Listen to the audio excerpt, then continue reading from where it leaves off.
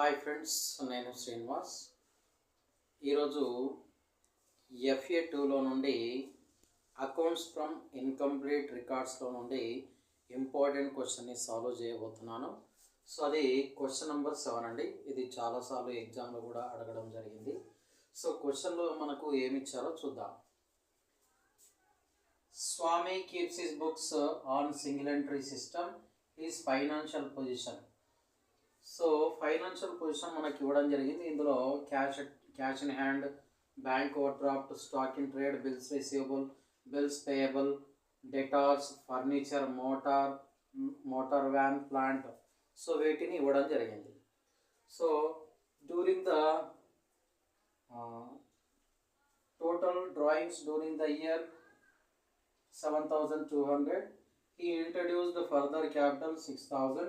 Depreciate all fixed assets 10%. Ascertain result of business. Preparing the required statements అని అడగడం జరిగింది. ఇక్కడ రిక్వైర్డ్ స్టేట్మెంట్స్ అంటే మనం ఏమేమి ప్రిపేర్ చేయాలంటే statement of affairs, next statement of profit or loss find out చేయాలండి. సో మరి ఇక్కడ మనము statement of profit or loss find out చేయాలంటే మనకు క్వశ్చన్లో ఓపెనింగ్ క్యాపిటల్, క్లోజింగ్ క్యాపిటల్ ఇవ్వలేదు. సో వాటిని ఫైండ్ అవుట్ చేయాలంటే మనం ఏం ప్రిపేర్ చేయాలంటే స్టేట్మెంట్ ఆఫ్ అఫైర్స్ని ప్రిపేర్ చేయాలండి. సో చూద్దాం అది ఏ విధంగా వస్తుందో. ఇక్కడ ఏముంది, క్యాష్ ఇన్ హ్యాండ్ ఉంది. సో మరి క్యాష్ ఇన్ హ్యాండ్ అంటే మనకి అసెట్ కాబట్టి అసెట్ సైడ్ తీసుకోవాలండి. So cash in hand. So amount 400, 300. So next bank overdraft, liability side bank OD. So bank OD 6,400. Next 10,000 rupees అని ఇవ్వడం జరిగింది. నెక్స్ట్ స్టాక్ ఇన్ ట్రేడ్ అంటే మనకి స్టాక్ అండి, asset. So stock 13,400. Next 17,000. Okay. Next bills receivable asset, B/R అంటే bills receivable అండి. So bills receivable 2,100. Next 4,000. Okay, right, asset. Bills payable. So bills payable means liability. So liability side bills payable. So 1,800. Next 1,900. Next ఏంటి, debtors ఉంది. Debtors అంటే asset side debtors.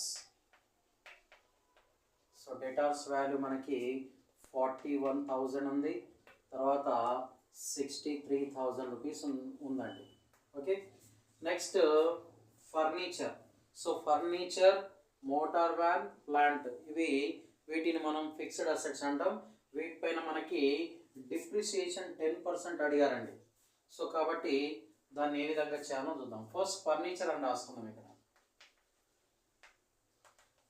So furniture value ఎంత ఉంది, opening value 2004 కాలంలో రాసుకోవాలి, అది 3,000 rupees. Next closing value ఇక్కడ రాయకూడదండి, దీన్ని ఇన్నర్ కాలంలో రాసుకోవాలండి. సో డిప్రిసియేషన్ మైనస్ చేయాలి. ఓకే. సో తర్వాత చేద్దాం అది. Next motor van, so motor వచ్చేసి 8,000 రూపీస్ ఉంది ఓపెనింగ్ వాల్యూ. క్లోజింగ్ వాల్యూ ఇందులో రాసుకోవాలి, ఇన్నర్ కాలంలో రాసుకోవాలి, 8,000.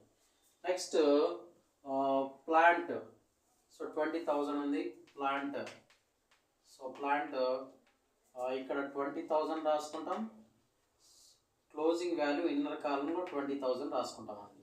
సో వీటిలో నుండి మనం డిప్రిసియేషన్ మైనస్ చేయాల్సి ఉంటుంది. సో తర్వాత చూస్తే ఇక్కడ మనకి క్వశ్చన్లో ఏమి ఇచ్చారు, ఇక్కడ ఏమి ఇచ్చారంటే depreciate all fixed assets at 10% అని అడిగారు. కాబట్టి సో ఫిక్స్డ్ అసెట్స్లో మనం 10% మైనస్ చేయాలండి.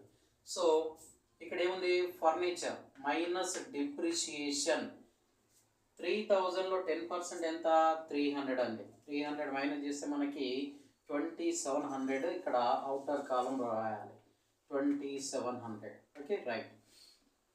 మోటార్ వ్యాన్లో కూడా మనం 10% మైనస్ చేయాలి, డిప్రిషియేషన్ 8,000లో 10% అంటే ఎంత మనకి 800. సో 800 మైనస్ చేస్తే 7,200 వస్తుందండి. ఓకే, నెక్స్ట్ ప్లాంట్లో కూడా 10% డిప్రిషియేషన్. అది ఎంత 20,000 ఇంటూ 10% అంటే మనకి 2,000 రూపీస్ వస్తుంది. మైనస్ చేస్తే ఎంత 18,000 రూపీస్ 2005 కాలంలో రాయాలండి. సో ఇది నెక్స్ట్ ఏంటి, నెక్స్ట్ మనం ఏం చేయాలంటే ప్రాఫిట్ ఆర్ లాస్ని ఫైండ్ అవుట్ చేయాలి. దానికంటే ముందు మనం ఏం చేస్తామంటే క్యాపిటల్ని క్యాలిక్యులేట్ చేయాలండి. సో క్యాపిటల్ క్యాలిక్యులేట్ చేయాలంటే ఏ విధంగా వస్తుంది, అసెట్స్లో నుండి లయబిలిటీస్ మైనస్ చేయాలండి. సో అసెట్లో నుండి లయబిలిటీస్ మైనస్ చేయాలంటే ఈ 2005 అసెట్స్ ఎన్ని ఉన్నాయో చూద్దాం. 300 ప్లస్ 17,000 ప్లస్ 4,000 63,000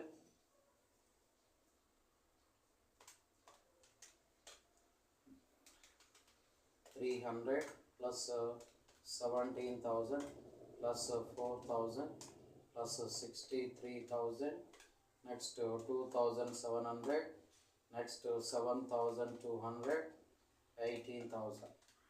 సో ఎంత ఇది 1,12,200 అండి.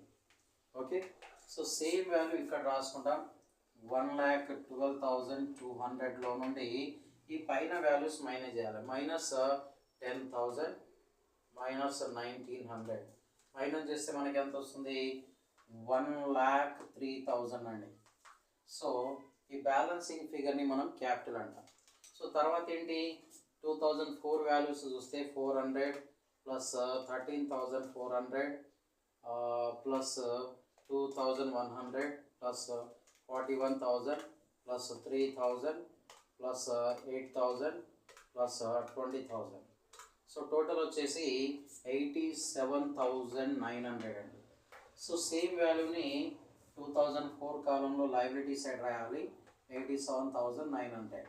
సో ఇందులో నుండి పైన ఉన్నటువంటి వాల్యూస్ని మైనస్ చేస్తే ఎంత వస్తుందో చూద్దాం. సో ఇది వచ్చేసి 79,700. సో ఇప్పుడు ఏంటి ఈ వచ్చినటువంటి బ్యాలెన్స్ని మనం ఏమంటామంటే క్యాపిటల్ అంటామండి, capital. Okay, so balancing figure. So 2004 బ్యాలెన్స్ని ఓపెనింగ్ క్యాపిటల్ అంటాము, 2005 బ్యాలెన్స్ని క్లోజింగ్ క్యాపిటల్ అంటామండి. సో మనకి ఓపెనింగ్ క్యాపిటల్ వచ్చింది, క్లోజింగ్ క్యాపిటల్ వచ్చింది కాబట్టి మనం ఇప్పుడు ప్రాఫిట్ ఫైండ్ అవుట్ చేయాలి. స్టేట్మెంట్ ఆఫ్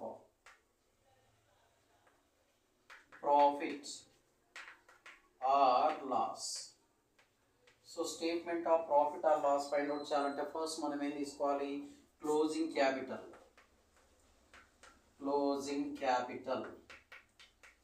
సో ఆల్రెడీ మనకి క్లోజింగ్ క్యాపిటల్ వచ్చిందండి. ఎంత వచ్చింది అది 1,03,000. సో ఈ క్లోజింగ్ క్యాపిటల్కి మనం యాడ్ చేయాలి. ఏం యాడ్ చేయాలి, డ్రాయింగ్స్.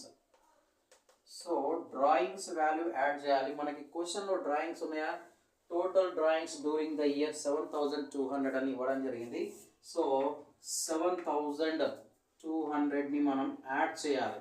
యాడ్ చేస్తే మనకి ఎంత వస్తుంది, సో 1,07,500 వస్తుందండి. ఓకే, సో ఇప్పుడు ఇందులో నుండి మనం అడిషనల్ క్యాపిటల్ మైనస్ చేస్తామండి. Additional capital. సో మనకి క్వశ్చన్లో అడిషనల్ క్యాపిటల్ ఉందా, so he introduced further capital 6,000 rupees అని ఉంది. సో దాన్ని మనం అడిషనల్ క్యాపిటల్ అనుకుంటాం, దాన్ని మైనస్ చేయాలండి. సో మైనస్ చేస్తే మనకి ఎంత వస్తుంది 1,01,500 వస్తుందండి. ఓకే, సో ఇప్పుడు మరి ఈ వచ్చినటువంటి దాంట్లో నుండి ఏం మైనస్ చేయాలి, ఓపెనింగ్ క్యాపిటల్ మైనస్ చేయాలి. సో మైనస్ ఓపెనింగ్ క్యాపిటల్ వచ్చేసి ఎంత ఉంది 79,700 ఉంది. సో దాన్ని మైనస్ చేస్తే ఎంత వస్తుందో చూద్దాం.